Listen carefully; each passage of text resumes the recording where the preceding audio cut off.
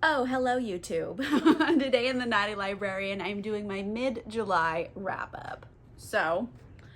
This early July hasn't been the best reading month so far. I've just I don't know, if having a hard time getting myself to read still.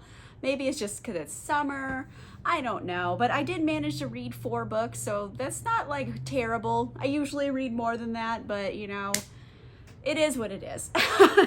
So on that note, I have 4 books to review for you today. Let's get into it. First category is romance, and I read 3 of them. So like I was saying at the beginning of the month, all I was in the mood to do is pound rom-coms. And I was like, you know what? That continued on in July. It wasn't just a June thing, it turned out to be a July thing. I just wanted to pound rom-coms.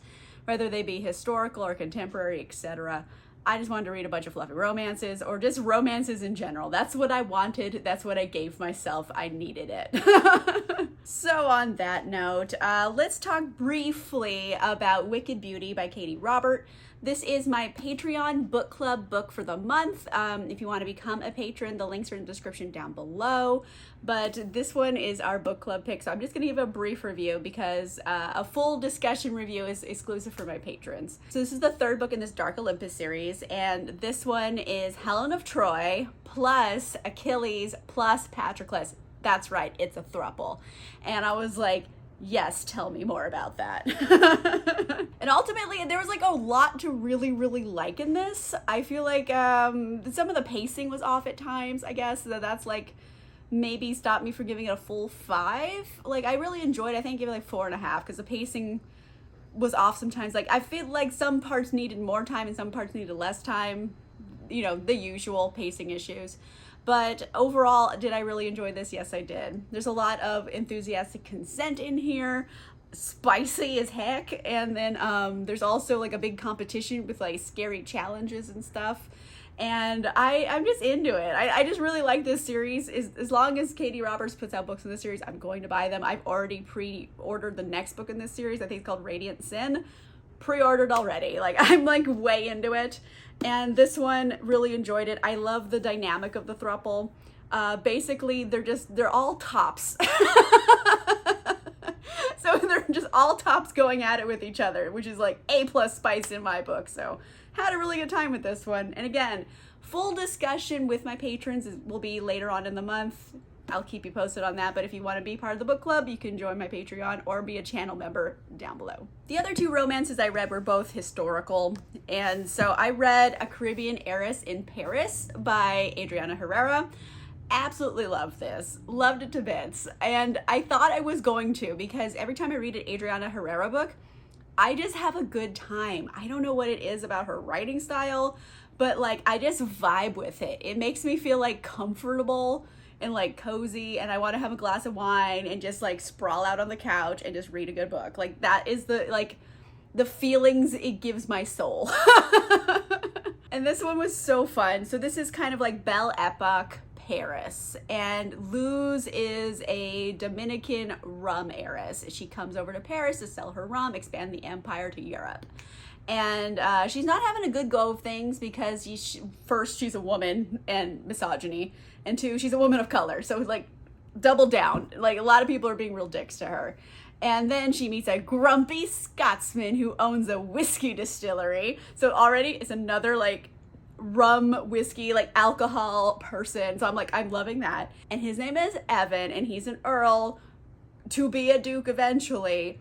And he kind of helps her, and he's very much just I'm not putting up with any misogynist. I'll punch him right in the face. I don't give a shit. I'm an earl. What are they gonna do? He's just fully into punching misogynists in the face. So he can hang out. And then they have very much a very flirty relationship. Both of them are very bold characters, and I like that Evan likes how bold she is. She doesn't put up with his shit because he's this a dude and he has shit. So she's no, not putting up with this. So they put each other in their places kind of, and I really like their dynamic with each other. I love the plot. It has a little bit of peril in it. It has like a revenge backstory that I wish I learned more about. Like, I know there's gonna be more books in the series and I'll learn more about that later. But I was like, ooh, what is this revenge story? I want more juicy details in that. And I'm sure it's gonna come in the next book. But I'm obsessed. I had such a good time with this. I think I gave it 5 stars just for pure enjoyment factors. Like, I just had like a lovely time reading this. I also read Beauty, Temps the Beast by Lorraine Heath, and I think I've only read one other book by Lorraine Heath, but I figured why not? Let's just pound a rom-com. I was like up and down with this one in the beginning because I wasn't sure how they were gonna play things because there's some weird stuff going on. But basically, it's Althea and Benedict. And Althea, she's basically used to be nobility, but then her dad got caught in a plot to assassinate the queen. So he was like hung for treason and her family lost everything. And so now she's like working at a bar and she meets Benedict Truelove. I know his last name is Truelove. Like, we're gonna move past this. Mind you, it is also the last book of this series that it's in. So like, I was playing catch up for a little bit of things in here, but we're gonna ignore that for now because it's not the book's fault, it's my fault. But Benedict, and he's kind of like rough and tumble. He was an orphan, but grew up in like a loving home still with like a mother who took in a bunch of orphans. And he grew up, and now he kind of is like, he's very wealthy, but like running the streets kind of thing.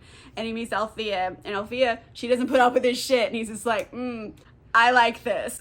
So they kind of end up in each other's paths a lot. And here's the part that was like giving me pause in the beginning of the book because they keep running into each other. But the thing with Benedict was that like he's very into like helping sex workers.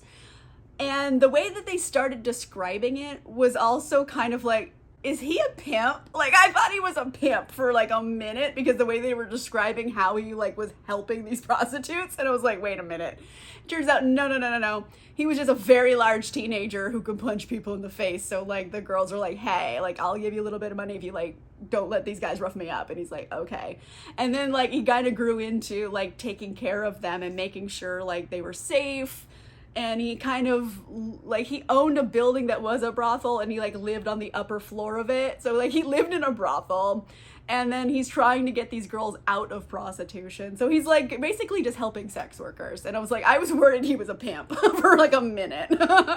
But eventually he's like, Althea, guess what? Like, I know you use speedability, you're fancy AF. I want you to come teach my girls how to like be fancier, and then like they can helpfully get like jobs that aren't prostitution, because you know prostitution paid better than a lot of jobs that women were able to get in this era. So you have to have like skills and things and references to be able to get a job that would pay as well that's not prostitution. So she kind of comes in and gives the girls lessons, and they all go off into new career paths, and he kind of helps them all.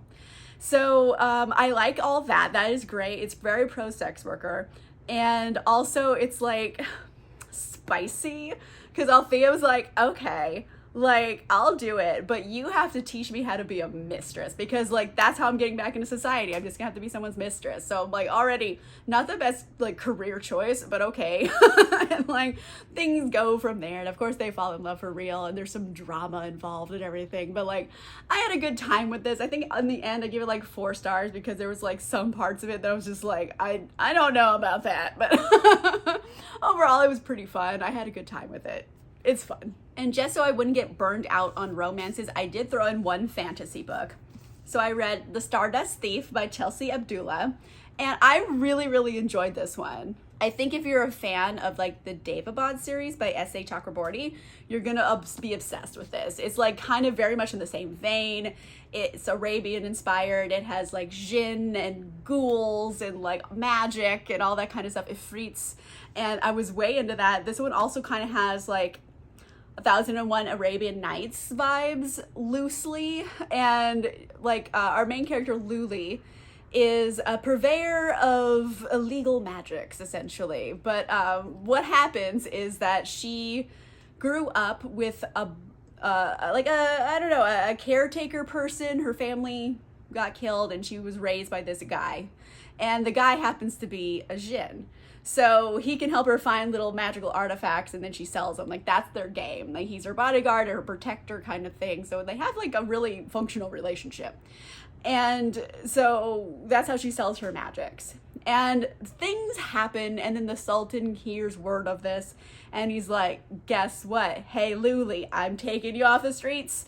Guess what? Now you work for me. Go find this magic lamp. It contains a djinn that you get to make wishes for. They have to obey you. So it's very much Aladdin vibes, and I'm loving that. There's also the 40 Thieves are like a big part of this. There's twists, there's turns, there's like gasp moments, and like the book has such like a cliffhangery ending, and I know there's supposed to be more books in this series, but like it sucks when you don't already have them. So I'm like, what? No, you can't just cut there. Oh my gosh. But overall, I really did like Luli quite a bit. She's a fun character. She definitely has like a lot of Nari vibes from the Daevabad series. So if you're a fan of that and you want more, come over here. I think it's going to satisfy all your cravings for it. In the end, I think I gave it like 4.5 stars. I had a really great time with it. I feel like perhaps, I don't know, it's very much like kind of like a road trip story where they have to get to all these different destinations before they get to the main part of the story. And then peril happens along the way. It's kind of like, you know, I don't know, adventure by numbers a little bit. So like, I feel like it was a little shaky in just the writing style, but like not enough that it bothered me. It was just kind of like, I read a lot of books like that, like essentially that kind of plot structure, but I did very much enjoy it. I thought it was really fun. I can't wait for book 2. I don't know when that's coming, and I'm very sad. I'm gonna have to wait a year for it, and I'm like, damn it. But it's very fun. All right, so that's all I read in this first half of July. However, they were all books I very much liked. So like, I was killing it here. It might not have been a lot of books, but they were all quality books, and I very much enjoyed all of them. I think the lowest rating that one got was like a 4, so I'm like, they're killing it here. Let me know in the comments down below, what kind of books are you just totally in the mood for right now? For me, I've been pounding rom-coms. They're just all I want right now in my books. So what books are you into right now? Let me know in the comments down below. If you like this video, make sure you give it a like, and if you want to see more videos, make sure you subscribe. Again, if you're interested in exclusive content and a book club, you can become a channel member or a patron at the links in the description down below. And on that note, I will see you guys soon. Bye!